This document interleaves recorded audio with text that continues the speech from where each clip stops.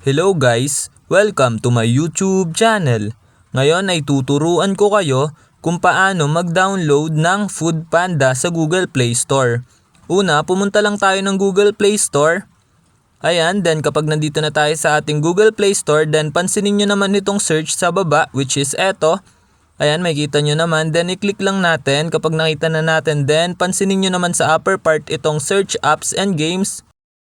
Ayan, itong search bar. Then, i-click lang natin kapag napindot na natin. Ayan, i-type lang natin dito yung Foodpanda.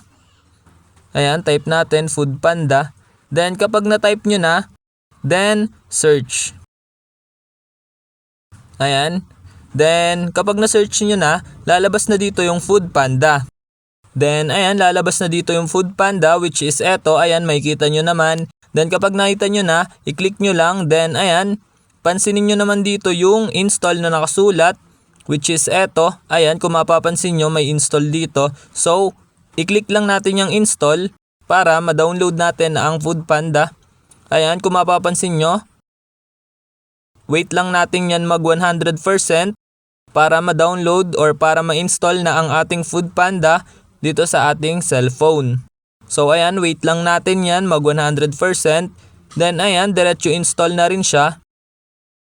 Then ayan, kung mapapansin nyo, open na yung nakalagay sa kanya, hindi na installed.